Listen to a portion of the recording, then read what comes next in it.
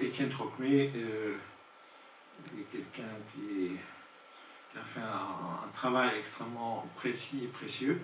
Je cite Trocmé, ainsi la morale prêchée par Jésus, la morale ou l'éthique, Schweitzer dira l'éthique, prêchée par Jésus doit être comprise comme une morale de repentance en vue du royaume de Dieu. C'est une éthique d'intérim que la réalisation imminente du royaume rendra périmée en établissant un ordre absolument nouveau. C'est pas... Bon, c'est Trocmé qui présente Schweitzer, hein, bien sûr.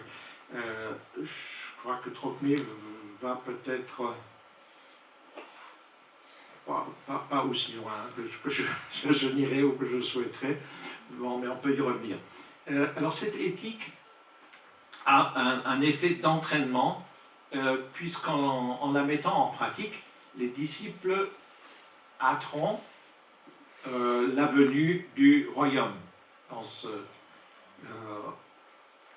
Jésus d'après Schweitzer. Cet effort moral héroïque demandé à la communauté des disciples, je cite Trocmé, pour hâter l'avènement du royaume de Dieu ne se justifie que parce que Jésus a la certitude d'être le Messie à venir. Donc, quelque chose de très important pour comprendre aussi Schweitzer. Les disciples comprennent au fur et à mesure ce projet de Jésus et aussi cette conscience d'être le Messie à travers d'histoires comme la multiplication des pains, la transfiguration, donc des textes qu'on voit autrement aujourd'hui et plus dans leur portée symbolique, significative que du temps de Schweitzer. Il y a la confession de Pierre à Césarée de Philippe quand Jésus demande qui dit-on qui je suis. Pierre avec enthousiasme dit moi je sais maintenant qui tu es le Christ. Jésus n'est donc pas un précurseur comme on le dira un peu de Jean-Baptiste, mais le Messie lui-même. Et les disciples divulguent le secret, ils organisent, dit Schweitzer au sujet de Jésus, ils organisent l'entrée messianique à Jérusalem, et in fine, c'est Judas Iscariote qui précipite les événements en livrant ce secret aux responsables juifs.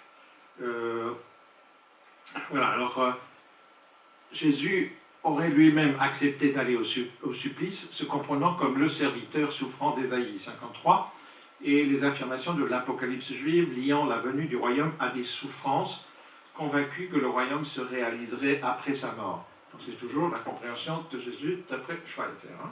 Ce portrait de Jésus devient pour Schweitzer comme le socle de sa vie. Hein. Je pense que c'est important à dire et à comprendre pour sa vie et pour ses engagements. Un mot sur le contexte de l'émergence du Jésus schweizerien. Schweitzer est évidemment lui-même tributaire de son époque. Et donc le portrait qu'il fait de Jésus aussi est tributaire de cette époque, plus ou moins en tout cas. Les premières années du XXe siècle marquent le début d'une crise de civilisation européenne. Le monde occidental, dont le Jésus moraliste était le patron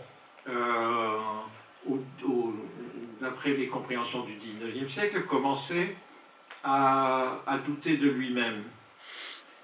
L'image que l'on avait de Jésus, c'est d'un homme idéal, prédicateur d'une morale éternelle, comme on le comprenait donc précédemment, a commencé à vaciller. Alors, Albert Schweitzer en prend acte, plus ou moins consciemment certainement, mais il fait pas mal d'analyses hein, de la société de son époque. Schweitzer démolit quasiment ce Jésus modernisé, soi-disant modernisé du XIXe siècle, moralisateur et sentimental, hein, ce sentimentalisme est souvent reproché aux libéraux d'ailleurs. Renan en avait fourni un modèle, et c'était devenu, Trocmé en tout cas le conçoit comme ça, comme le nec plus ultra de la recherche néo-testamentaire depuis un quart de siècle. Et d'autres critiques font la même opération avec d'autres méthodes, par exemple les mythologues qui en viennent même à contester l'existence de Jésus. Trocmé remarque que le Jésus de Schweitzer n'a pas la moindre dimension politique. Alors, je pense que Trocmé a certainement raison, mais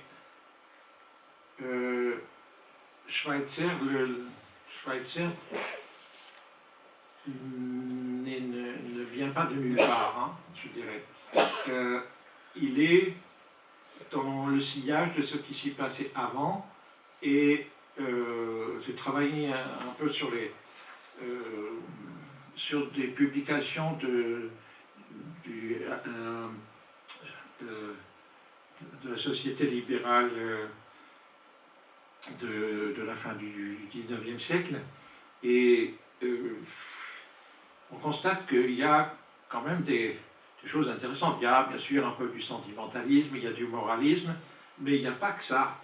Alors je vais peut-être quand même vous citer deux ou trois extraits d'autres auteurs, et qui, à mon avis, montrent que cette voie de Schweitzer était déjà quand même plus ou moins ouverte. C'est Rieff, que j'aime citer, là, qui a écrit en 1867 dans les cahiers des libéraux, une espèce de confession de foi, was sind wir und was wollen wir, que sommes-nous et que voulons-nous. Et il dit, wir glauben an Jesum, den Gott gesandt hat, Jésus que Dieu a envoyé, pour nous conduire à lui, zu ihm zu führen. Jésus donc est envoyé par Dieu, et pour nous mener sur la voie de la repentance et de la sanctification. Cette sanctification, on va la retrouver aussi chez Schweitzer, le Heilig. Alors nous croyons, wir glauben, donc toujours, en un monde moral et invisible. Alors le monde moral, bon, on pourrait penser que Schweitzer c'est plutôt opposé à un système moral rigide, mais est-ce qu'il est vraiment question ici d'un système moral rigide?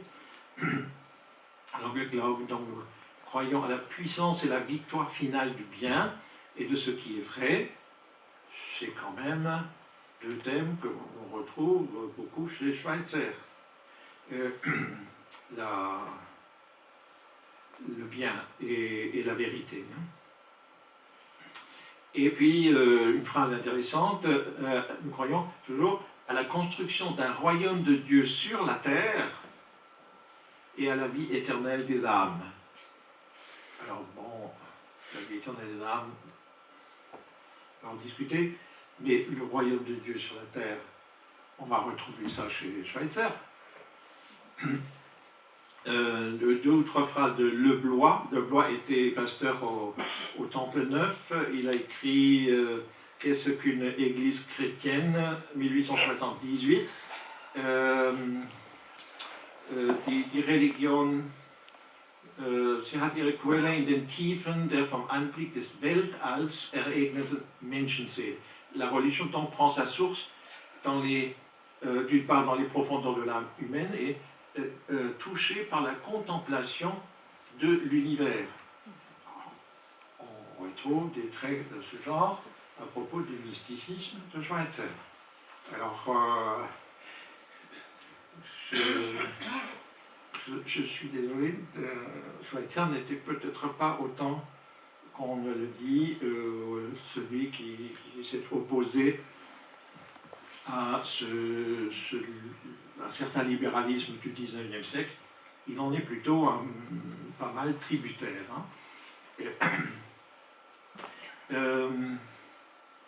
On a aussi fait un parallèle entre Jésus, je pense que c'est intéressant à noter, entre Jésus et Schweitzer, hein, pour montrer combien Schweitzer s'est inspiré de Jésus et même a un peu copié dans la réalisation de sa vie. Schweitzer attend la trentaine pour se décider à entreprendre sa vie de service.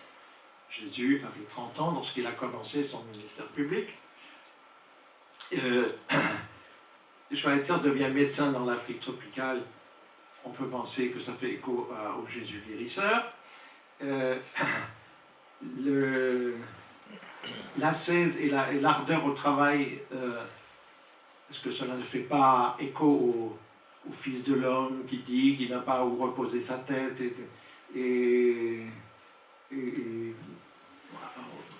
on peut penser à l'endurance de la souffrance acceptée par Jésus, et on peut en discuter de ça. Voilà, donc on a essayé de montrer par ce genre de remarques que Jésus était bien une sorte de modèle pour la vie de Jésus, pour la vie de Schweitzer et de ses engagements. Un petit mot, je vais essayer d'être assez court parce que cette question de l'éthique du respect de la vie, d'abord c'est un chapitre extrêmement vaste et complexe si on commence à approfondir un peu, et puis vous aurez quelqu'un de très compétent en la personne de Mathieu Arnold qui fera donc sa conférence sur l'émergence de cette éthique de Schweitzer. Je cite 2 ou 3 phrases du livre Kultur und Ethik, qui a été traduit très tard.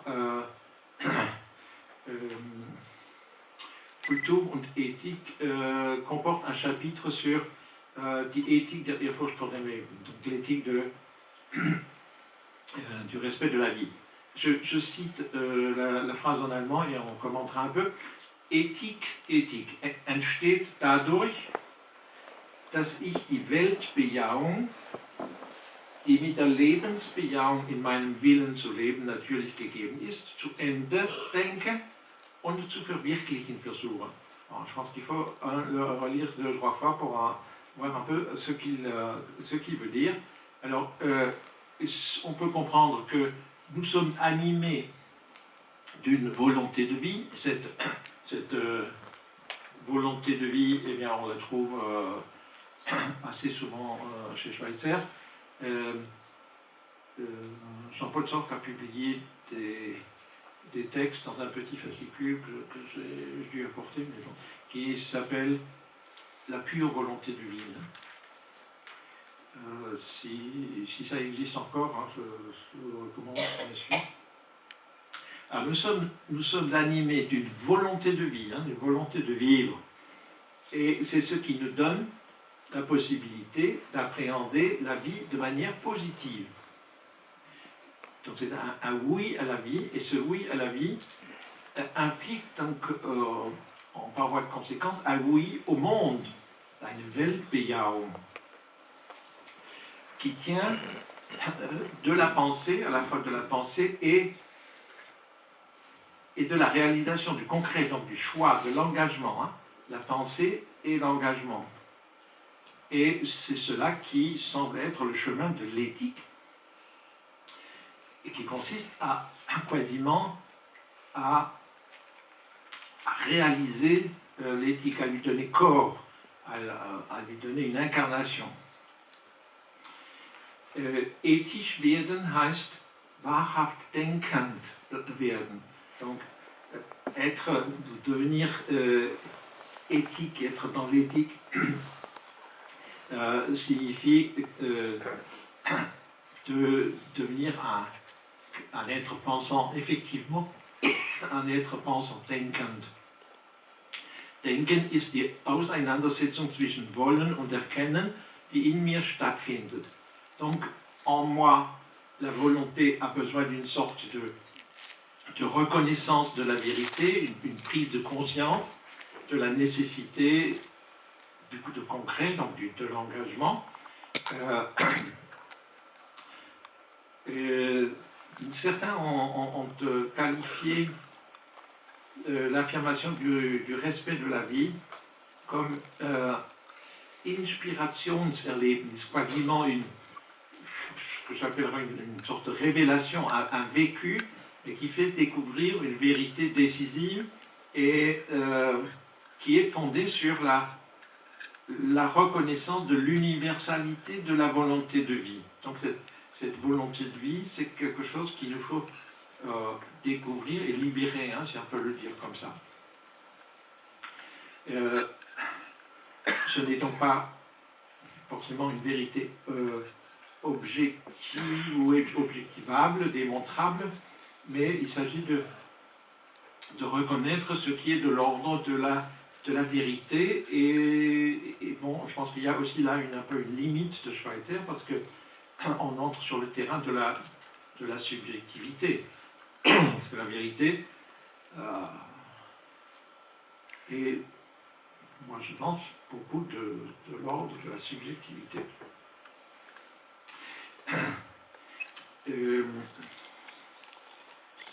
Alors, deux ou trois formules d'auteurs qui ont parlé de cette éthique de Schweitzer, hein, et on voit à travers ça aussi que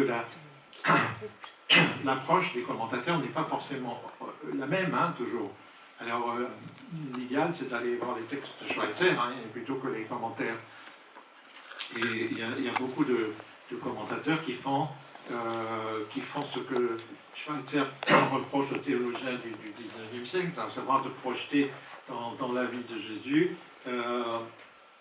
des convictions personnelles, et donc de se modeler un peu le Schweitzer, hein, le Jésus.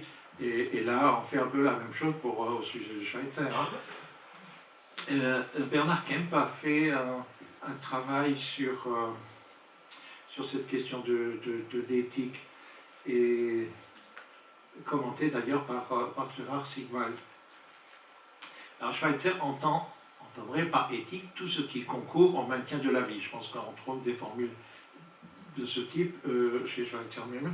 En tant qu'il s'agit de la vie propre de l'homme, l'éthique a trait au perfectionnement de soi-même. En tant qu'il s'agit d'autrui, elle consiste dans le dévouement en leur faveur. Alors, quel est le fondement de cette éthique? Et là, les avis sont enfin un peu divergents, et je ne suis pas sûr que Schweitzer lui-même ait toujours été aussi clair qu'on le souhaiterait. Alors, est-ce que cette volonté de vie est première, ou est-ce que la pensée est première? Alors, la pensée, disent certains, parce que la reconnaissance de la norme que constitue la vie pour l'éthique est le fruit de la pensée. Hein, vous avez vu tout à l'heure la pensée qui est importante. Et puis, vous avez la volonté de vie, qui est ce que la raison liée à l'intuition décèle comme ce qui anime en dernier ressort le cours des choses. Bon, c'est plus clair quand on cite Schweitzer qui dit « Je suis vie qui veut vivre parmi d'autres vies qui veulent vivre ». Une belle formule qui est assez connue. Je suis vie qui veut vivre parmi d'autres vies qui veulent vivre. Et je vais peut-être un peu raccourcir sur cette question. Peut-être pour dire que pour Schweitzer,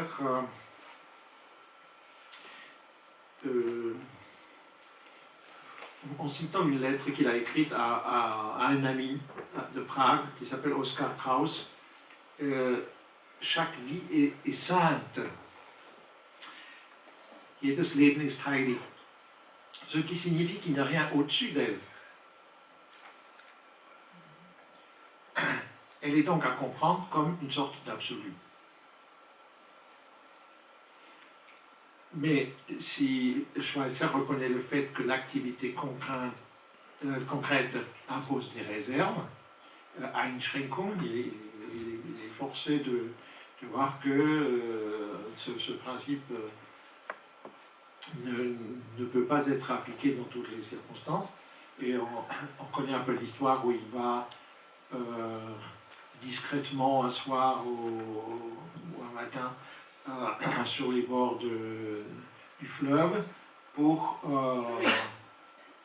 tuer des petits chats parce que ça commençait à inonder un peu l'hôpital et à grouiller de telle façon que c'était plus supportable. Et paraît donc que certains de ses collaborateurs étaient surpris d'une telle attitude. Mais voilà, il a pris la responsabilité de faire ça. Et donc, en théorie, il n'y a pas de Wertunterschiede, de différence de valeur entre les êtres vivants. Mais bon, dans la pratique, il y a quand même des excursus. Bon, alors, Schweitzer enfonce un peu le clou là avec son ami et il dit Und wenn ihr mich totschlägt, so erkenne ich keine objektiv geltenden Wertunterschiede im Leben, hein, même si vous me tuez, si vous me battez à mort, je ne reconnais pas de différence de valeur qui aurait valeur objective. Il y a une belle formule qu'il écrit à son ami. Il endosse, lui, Schweitzer, un rôle de provocateur ou d'hérétique. Darin werde ich immer Ketzer bleiben. Je resterai toujours hérétique ou provocateur. Et il termine à l'intention toujours de son ami Krauss. Du dauerst mich, dass du einen solchen Kerl zum Freunde haben musst. Tu me fais de la peine que tu sois obligé d'avoir un ami, comme ami, un type comme moi.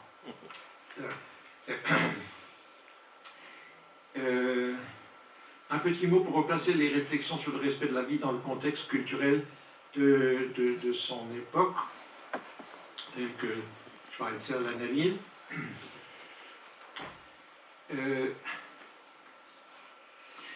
Schweitzer fait une analyse, donne une vision très critique, même très sombre de l'état de la société d'après la guerre de 14-18.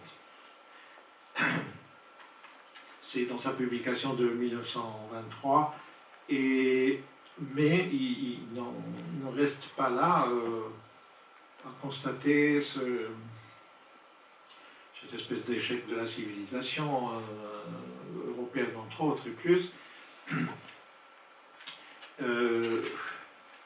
Pour en sortir, dit-il, il faut une nouvelle éthique.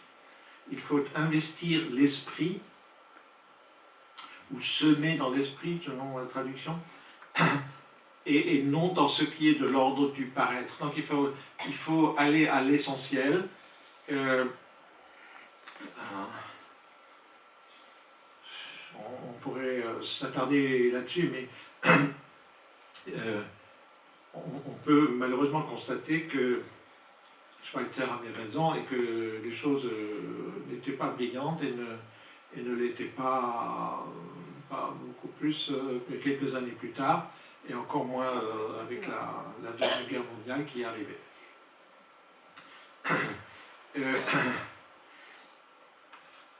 Bien, alors, est-ce que Schweitzer remet la morale à l'ordre du jour? Non, il ne remet pas la morale à l'ordre du jour, mais il faut investir justement du côté de l'esprit, et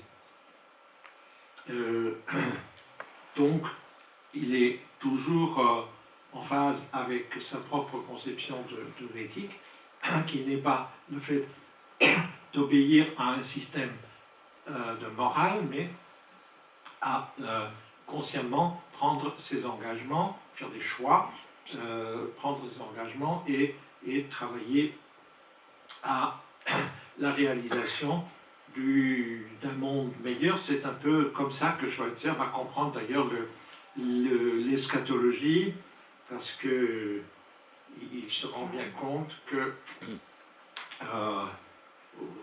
il s'est rendu compte sans doute depuis longtemps qu'on ne peut pas transposer justement cette question. La façon de comprendre l'eschatologie, la façon dont Jésus comprend l'eschatologie, la transposer dans le monde d'aujourd'hui. Et je crois qu'il faut aussi là faire quelques je vais faire une petite évaluation de cette question de l'eschatologie avec les moyens contemporains dont on dispose. L'eschatologie mise en avant par Schweitzer concerne la conception qu'en avait Jésus tel que Schweitzer le comprend, c'est-à-dire celui qui attend un événement décisif auquel Jésus contribuerait. On peut donc penser que si on réduit un petit peu la voilure, que Jésus n'était pas un naïf de première, et que finalement c'était peut-être pas sa façon de comprendre les choses eschatologiques, et de croire qu'il y aurait un point final que Dieu ferait arriver, etc. Mais que Jésus s'est impliqué, engagé. Ce qu'on peut reprocher à Schweitzer à ce propos, c'est de dire que Jésus est allé volontairement au casse-pipe, à endosser les souffrances du procès, de l'exécution, peut-être pour sauver les disciples, ou éviter qu'ils ne souffrent à leur tour. Je pense qu'on peut aller aujourd'hui beaucoup plus loin, mais bien sûr avec les travaux qui ont été faits depuis, et Schweitzer ne pouvait pas, avec ce qui étaient les connaissances de l'époque, aller aussi loin. Beaucoup de théologiens ne vont pas aussi loin, mais moi j'aime beaucoup suivre un théologien contemporain qui est professeur à Tübingen, c'est Martin Engel, et qui a écrit Der messianische Anspruch Jesu und die Anfänge der Christologie, pour dire que Jésus avait bien une conscience mécanique, et qu'il avait un projet. Je veux bien développer cette notion de projet politico-religieux de Jésus. Politico-religieux, pourquoi? Parce qu'il s'agit d'une transformation de la société de l'époque, avec des critères éthiques qu'il a d'ailleurs souvent mis en avant, concernant le vivre ensemble, etc.